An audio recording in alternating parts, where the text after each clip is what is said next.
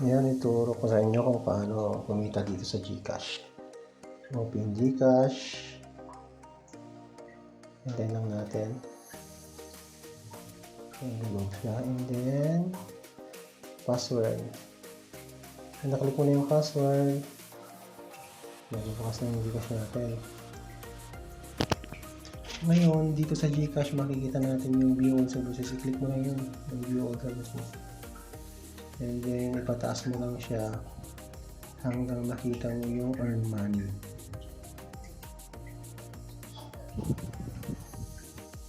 Taas mo kasi nandito sa baba yung earn money. Yan, nakita mo yung earn money, click mo siya. Tapos, pag click mo yung earn money,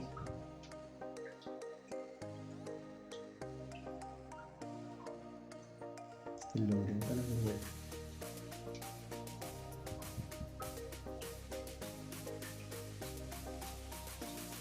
Yan, makita mo yung jobs na yan, yung click mo yung jobs na yan. Yan, pag click mo yung jobs na yan, may lalabas dyan na refer a job. Yan, i-agree mo yan, next mo lang siya, and next mo lang siya kasi start lang siya. Yan, makikita mo siya. Then mamimili ka ng trabaho na gusto mong iklikan. So, kunwari yan, BPO. Yan, dito sa BPO makikita mo yung may refer now. Yun, kikita ka dito sa GCash by referral. Yan, hindi pare-parehas yung presyo niyan. Depende kung ilan yung kikitaan niya. May 1,000, may 4,000, may 1,500. Yan, depende kahit kung anong gusto mo dyan yung i-refer. Hindi pare-parehas kasi yan. Yan, dito sa may taas mo lang siya, tapos makikita mo siya dyan 1,000 yan. Dito naman sa taas pwede mong tingnan yung pinakamataas top, sabi niya, yung wala nang lumalabas kung wala namang lumalabas din sa taas, pwede kang bumalik doon, tapos hanapin mo na lang siya manually. Kasimple yan, walang lumalabas talaga. Yan, wala. I-click mo lang siya dito sa, balik mo na lang siya din, tapos hanapin mo na lang siya din kung ano yung gusto mo dyan na refer yan. Ganun lang siya kasi yan, ganun lang kasi yan may 100, katulad yan sa iba naman tayo sa sales sa ito 100, 1,000 yan kasi yung pinakamadaling applyan kaya mababa. May 100 yan, pwede kang mag-refer dyan kahit anong gusto mo. Kita ka dyan, instant nakita, di ba unlimited income yan Mari, sa isang buwan naka-10 ka malaki din yun. Kaya yung mga stay-at-home dyan na mga nanay, mga tatay, pwede itong gawin pagkakitaan, pwede extra income, pwede rin sideline yun, ano lang yun. Yan, katulad yan, 1,000, 100 yan.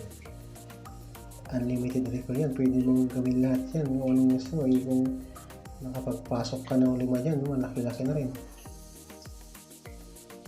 Yan, tiyaga lang talaga, kailangan i-post mo sa Facebook. Ang kailangan dito lang is yung pangalan at saka yung email address. Yan yung kailangan dito para makapag-refer ka. Ito ipakita ko sa iyo yung sample kung paano siya mag-refer. Yan, jobs. Hindi matagal yung pag-load. And then yun, sample sa BPO tayo. Click BPO. Hindi yan, kunwari yan, yung 1,000. Click natin yan. Refer now, and then agree. Dito kasi marami kang pipilapan kapag bago ka lang mag-refer. Katulad niyan, nahanapin yung trabaho mo, kung ano yung trabaho mo talaga. Ilagay mo lang yung trabaho niyan, kung freelance yan. And then next, ilagay mo yung click mo yung next. And then kunwari, pindot ka lang dyan kung ano yung, ito sample lang to. Kahit ano yan, pindutin mo, okay na. Tapos next mo lang siya. Next, kung meron yung trabaho talaga yan, ilagay mo. Pero kung wala, Next mo lang siya. Next, and then yan, terms and condition, i-click mo lang siya. And then, continue. And then, next again. Yun, makikita mo siya dito. Ang hinahanap talaga yung pangalan tsaka email address lang. Pag nakakuha mo na yung pangalan at email address, ipataas mo lang siya and then click mo lang yung send referral. Yan, ganun lang kasimple.